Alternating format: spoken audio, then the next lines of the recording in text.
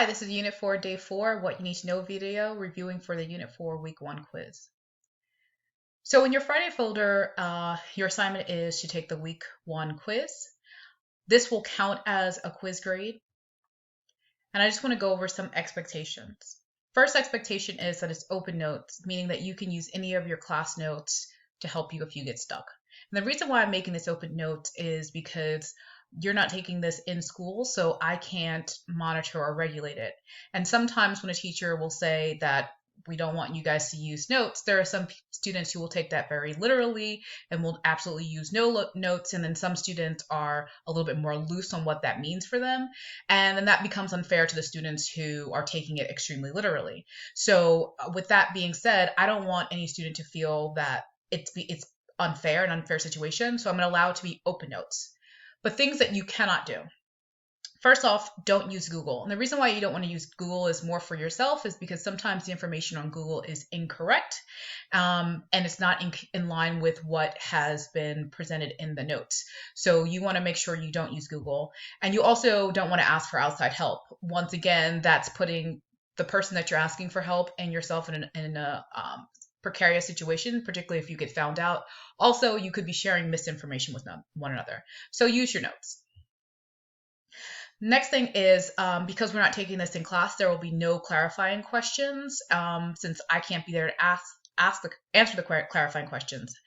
With the exception is if you're taking this quiz on Friday during my office hours, then I can quickly respond to any question that you have because that's time I'm dedicating to respond to your questions. You can ask me questions then. You can do that through Schoology messaging or through the office hours discussion board. Last thing, this is a one-shot quiz, meaning you only have one chance to take it. So there will be no retakes on this. So today's review is going to be important. All right, what's the purpose of this video? First of all, the main thing is what you need to know for the quiz. I'm going to go over some basics, that's general knowledge. Then more advanced information, which is how to apply that general knowledge. And some tricky things to watch out for. The other thing I'm going to cover, but I'll do it in a separate video, is how to navigate today's study resources so that you know exactly what you need to do and how you can best utilize those resources for yourself. All right, so here is the 5 pieces of general knowledge, the basics that you need to know for this quiz. I'm not going to read them, but if you want to pause the video and read them, you can. All right, we're going to go over these basics one by one. We're going to begin with common charges. So common ionic charges, that's actually a holdover from the periodic trends unit, unit 3, or a layover from that unit. So things you need to know. Common ionic charges are charges an atom will likely have in an ionic compound. Metals typically have a positive ionic charge and non-metals typically have a negative. You need to know the ionic charge for elements in each group. So for example, group 1 has a +1 charge, group 2 is a +2. We skip the transition metals because they have variable charges or varying charges.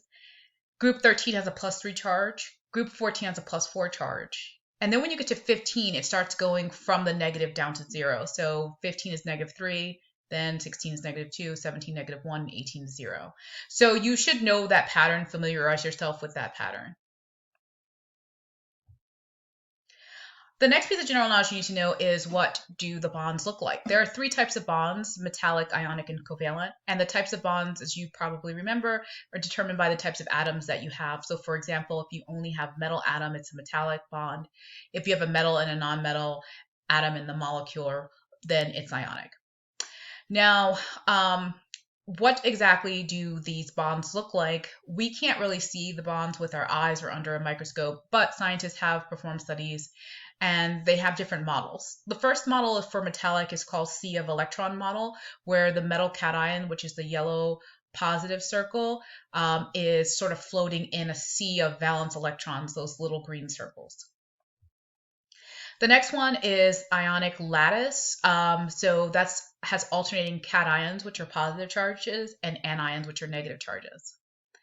Now, before we go on, a lot of times people will confuse what these two bonds look like because they look very similar. You have positives, you have negative circles, and they're alternating. The main thing that you should keep in mind when you're dealing with a sea of electrons, the negative particles are electrons. Electrons are super duper tiny.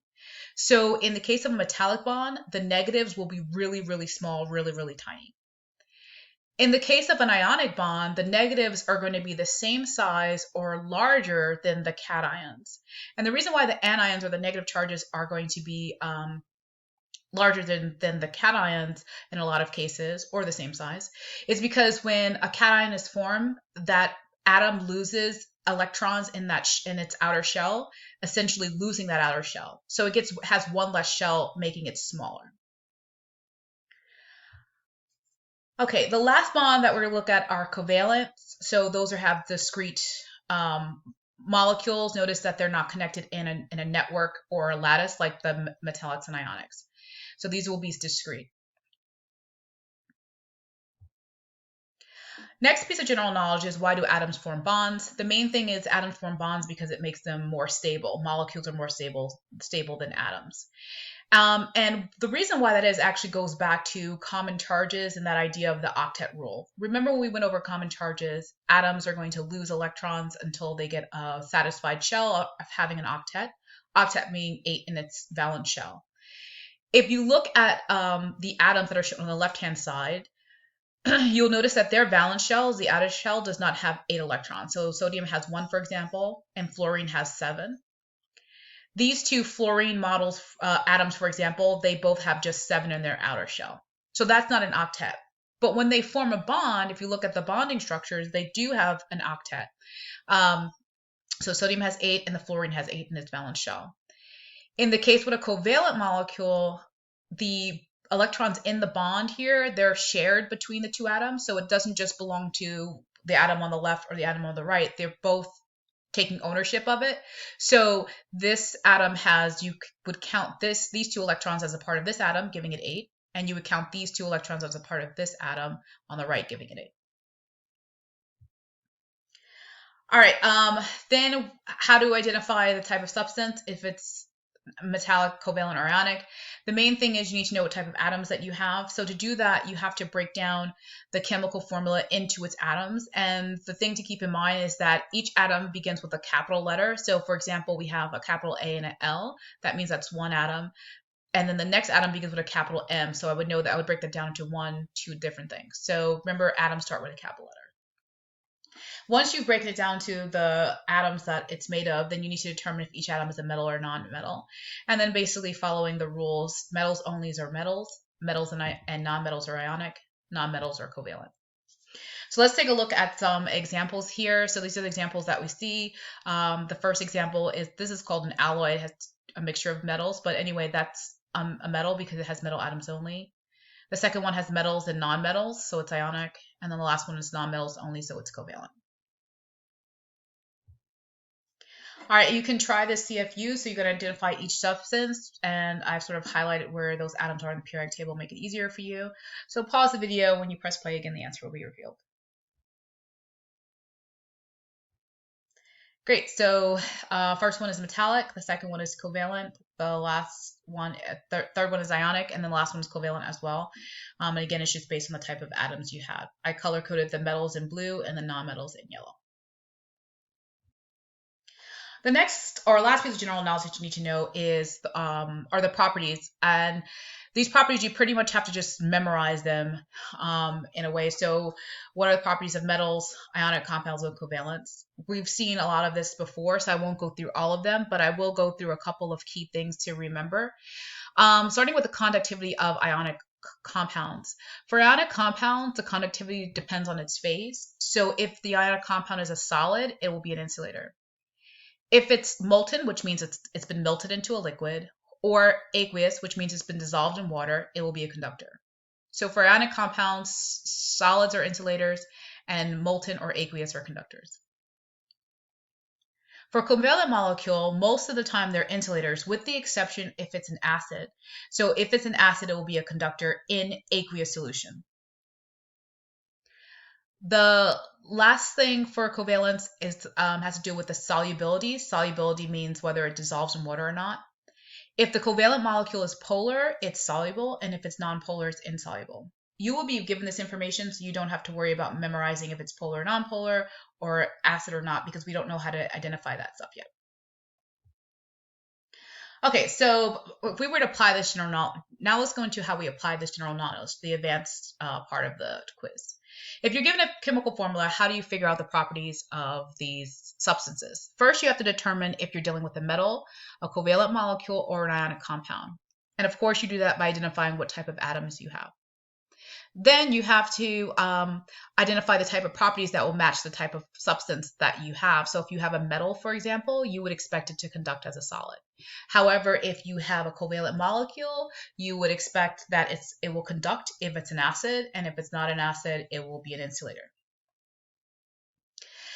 And here are some tricky things to watch out for. Remember, ionics are insulators as solids, but conduct when molten or aqueous phase. The solubility of a covalent molecule, you need to know if it's polar or nonpolar to answer that question, and I will provide that information for you.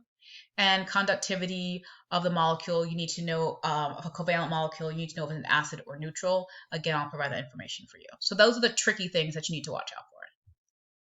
And just sort of reinforce that, remember when we did the lab and we had to test the pH of our unknowns using this pH strip, we did that to see if we're dealing with a covalent molecule, we need to know if it's an acid to see if it conducts.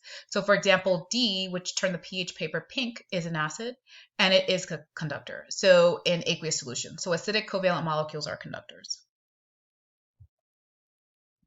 All right, here's the CFU. Which of the following properties are properties of C2H4O, which I'm telling you is polar and neutral? You can pause the video now. When you press play again, the answer will be revealed. All right, so let's go through these one by one. It's going to be dull because all covalent molecules are dull. It's an insulator because all covalent molecules are insulators as solids. In terms of its conductivity in aqueous phase, we need to know if it's an acid or if it's neutral. Since it's neutral, it's going to be an insulator in aqueous phase. For solubility, we need to know if it's polar or nonpolar. Since it's polar, it will be soluble. And finally, all covalent molecules have a high or low melting point. Low or medium melting point.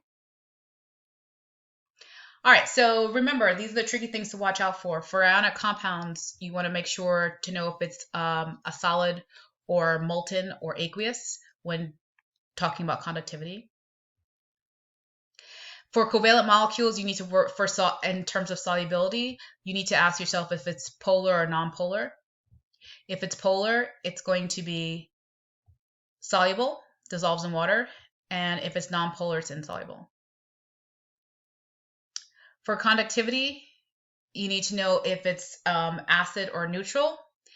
If it's an acid, it will conduct, and if it's neutral, it's an insulator.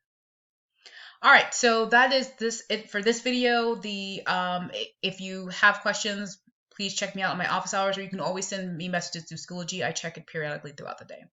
All right, that's it, folks. Have a quality day.